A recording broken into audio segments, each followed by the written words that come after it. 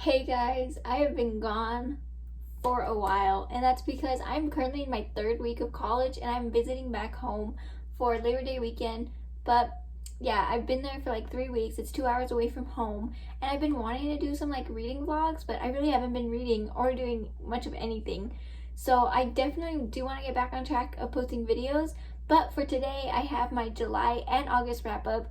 I didn't do one in July because one, I didn't have time to film, and two, I didn't read as much as I wanted. So I combined these two and we got a decent amount of books here. In July, I read 6 books, and in August, I read 7 books. So we got 13 books to talk about. So just buckle in. So I left my bullet journal back in my dorm room that has all of my July stuff because I started a new bullet journal in August, so I don't have the July stats. So I'll go through the books I read, and then when I'm done with the July books, I'll read the August stats. But the first book I read in July was This Coven Won't Break by Isabel Sterling, and I gave this book 3 stars. This is the second book in the series of These Witches Don't Burn, and I read the first one last year. I couldn't tell you when.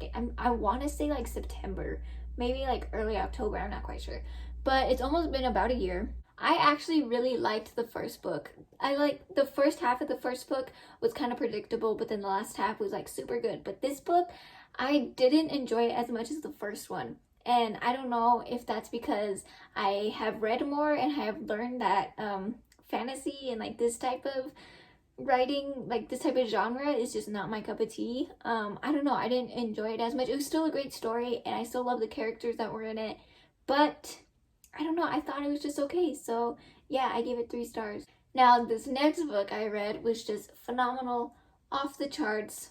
It was just fantastic, and that is Becoming by Michelle Obama. And I listened to this on audiobook, and I just loved hearing her voice and just hearing her tell me her story. It was just incredible. And I have to admit, there was some slow parts, but oh my gosh, this book was just amazing. And like, it really gives you a behind the scenes on what politicians go through, and I really loved seeing her side of the story. And it was really amazing. Okay, the next book was another fantastic book, and I feel like I was so late on this bandwagon, but I have read it and I know what y'all are talking about, and that is The Song of Achilles by Madeline Miller. I loved this book, so I gave it actually 4.5 stars, but I'm thinking of rounding it up to a 5. And the only reason why I gave it 4.5 stars is because the names and the places and the overall writing is not something I'm used to. It was a little more complex. It made me feel a little dumb. But nonetheless, I enjoyed this story and I bawled. I bawled my eyes out. I know why everyone thinks this book is so sad. It is so sad, but it's so beautiful. And this book is just amazing. So I really haven't been explaining these books, but this one follows Achilles and Patroclus, and they are like best buds. And we know that Achilles is like destined for great things. And so Patroclus is their best friends, sometimes lovers, and their journey together throughout years. This is years that we're showing them together. The way we got there, this is all told from Patroclus's point of view. I had no idea that it was. I thought it was like Achilles because of the Song of Achilles, but it's not. And I love that even more because you get to see how infatuated Patroclus was with Achilles, and their relationship was just amazing, and their bond and everything about this book was so good. I want to reread it, but I'm like not ready to relive those emotions. But yeah, if you haven't read this one, you're later than I am, and you should definitely check it out. The next book I read is Twilight by Stephanie Myers, and I read this one just to read it. It was my first time reading it, and I read it in like a day and a half, and it was amazing. It's not a good book, okay? It's really not, and I think we have all established that. But this story is just a classic, and I loved it even more, and I am planning on reading the second book in September, so we'll see how that works. I mean, in August. What month am I in? Next, I read Are You Listening by Tilly Walden. Sorry, it's over here. And this is a graphic novel, and Going into it, I really didn't know much what it was about. I still don't know much of what it's about. It didn't stay in my brain, like it wasn't anything memorable. I give this one 3 stars. I like the artwork, but like I said, nothing memorable, nothing groundbreaking with the story. I think it just followed these 2 characters on a road trip. They meet up, one ran away from home, one's running from the past, and it was kind of weird. Not gonna lie, kind of weird. But if you want to read it, check it out. Or don't. I don't really care.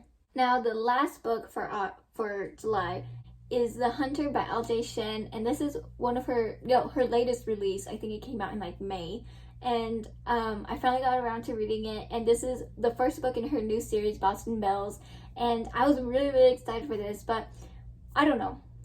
I guess the last L.J. Shen book I read before this one was Broken Night. I actually have it right here, and I loved Broken Night. If y'all saw my May wrap up, I loved this story. And this one wasn't as good as Broken Night, so maybe that's where it was, but I still gave this one 4 stars. I'm excited to see the rest of the characters in the series, but I just didn't particularly connect with these characters, which isn't saying that you won't, but yeah, this story follows Hunter Fitzpatrick, and he accidentally made a sex tape. So his father is like tired of him like doing all this stuff. So he sentenced Hunter to 6 months of celibacy and sobriety. And to keep him on the right track, Sailor, this girl, is like, she's very, so they hire her to keep him on track to make sure he doesn't, break the rules. And they end up breaking the rules together, if you're catching my drift. It was really good. I liked Sailor. She was an archer, and that was really cool. I liked the plot line going with that, and also there was another like kind of plot line going with Hunter, and that was crazy. But I'm excited to see the rest of the story. I think the next story follows Hunter's brother. Don't quote me on that, but I think, and I'm actually really excited for that. I'm really excited for that. Okay, now on to August. I will read you the stats. For August, I had 1 5-star, 1 4.5 star, 2 3.5 stars, and 1 3-star. And I also didn't rate 2 of my books for reasons you'll find out. I read 5 female authors and 2 male authors, and I read 5 physical books and 2 ebooks. Okay, so the first book I read was Autobiography by Christina Lauren. I gave this book 3 stars. I know a lot of people really love this book, but the whole time I couldn't help myself from comparing this book to Aristotle and Dante, and I enjoyed Aristotle and Dante so much more. But Autobiography follows our 2 characters, and one is Mormon and really into the church and isn't really how do I say it? And is still kind of confused about his sexuality, but not really. I think he knows he's gay. Well, he does know he's gay, but he hasn't told his family yet because of the whole church. And the other main character, I don't remember any other names, isn't in the church, and everyone knows that he is bi. And yeah, it just kind of follows their relationship in like secret, but then conflict, but then happy ending I really didn't care for. Yeah, this book was okay. Again, I couldn't help comparing it to Aristotle and Dante, and Aristotle and Dante actually made me cry. And I think I gave that book a higher rating, and that book is just all around better. I recommend Aristotle and Dante over Autobiography, but that's just me. The next book I read was Bogart and the Beast by Evie Davis, and I got a free copy of this book. And I don't know, I don't know what it was about this book, but I gave it 3 stars. It was an MM romance between a boxer, or like a fighter, and his personal assistant. And I don't know what it was about it. Like, okay, let me read my Goodreads review. This was a very enjoyable story, and the characters, once you got to know them, were very likable. Another plus is it didn't feel too fetishized like some MM romances do. I know a lot of people in the romance community know that a lot of straight women like to write romances, and it kind of feels a little fetishized. But this author, okay, so on her Goodreads user profile, it says that she's pan/demisexual. So that was one plus about this book, but during the beginning of the book, I really did not feel their connection, and by the time they got connected, I feel like, I don't know, it didn't feel completely right, but I thought it was really cute too. So I don't know, I have mixed feelings on this book, if you couldn't tell. But if you want to pick it up, I definitely recommend you check it out for yourself to see how you guys feel about it. But yeah, I still don't know how I feel about this book. The next book I read was After We Fell by Anna Todd, and if you didn't notice, I did not mention my page count in the stats, is because I've been reading this book for just under a year. Let that sink in. Just under a year. I could read it for very short amounts of time before these characters just drive me insane. This is, as everyone knows, that these After series is a very problematic series, and I know that. I recognize the problems in this book, obviously, but I'm too invested in these characters and I love them too much, and I only have one book left, and it's right there under the sloth, and I'm definitely going to be reading that in September. But yeah, that's all I really got to say. It was good, it was bad, it was alright. If you want to read it, read it, but I'm not saying you have to, because I know a lot of people have a lot of problems with this series. This next book I read, I actually started in the end of June and finished it in August, and that is The Return of Sherlock Holmes by Sir Arthur Conan Doyle. I absolutely love this copy. It is just gorgeous, and it's like an old copy too. This particular edition was published in October 1963, and I think it is in such good condition.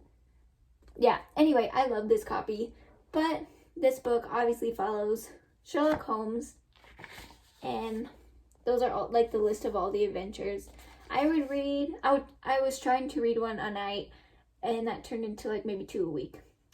So that's why it took me so long. But I actually enjoyed this book, and considering it's a classic, it was actually really easy to understand. Because I didn't rate this book, it's because each story I felt like it was different, and each story should have deserved its own rating. So I didn't rate this book overall, but I did really enjoy it. And my favorite story was The Adventure of the Dancing Men. I thought that one was really creative and really smart. If I find like another Sherlock Holmes book like this, I will definitely pick it up and read it. But yeah, I love this, and it has that old book smell. And if y'all know where to get them, let me know. After that, I read Come Back to Me by Mila Gray, and I tabbed up this book, and okay, so I got this book off of Book Outlet a really long time ago, and I decided to pick it up in August. I had really, really high hopes for this book. After reading like the synopsis, I'm like, this is my kind of book. Like this is gonna be an automatic 5-star read. I'm gonna bawl my eyes out, and I'm gonna love it. Now, I did love it. I really, really did, but I didn't bawl my eyes out like I was expecting to. So this is completely my fault for having too high expectations for this book, but I still gave it a 4.5 star. This book follows Jessa, and her brother and her brothers and the brother's best friend are both in the Marines. And for about a month, they're back visiting. They're like home on leave, and she's always had a thing for the brother's best friend. His name is Kit. And like on his first night back, they get together, and it was just amazing. And they have to keep it secret because her whole family is overprotective. And I just really love their story. I love their chemistry. Y'all, I had butterflies reading this. Like it was good. Can you tell? It was so good. I loved Kit. He was amazing. Anyway, the story follows Jessa, Kit, and her brother Riley. And basically, they are on leave for a month, like I said. But after that month, they go back, and they actually go back to a more dangerous position than they thought. This is their last year in the Marines. And after this, they want to try something else. Maybe get out of the Marines. Like, opportunities are endless.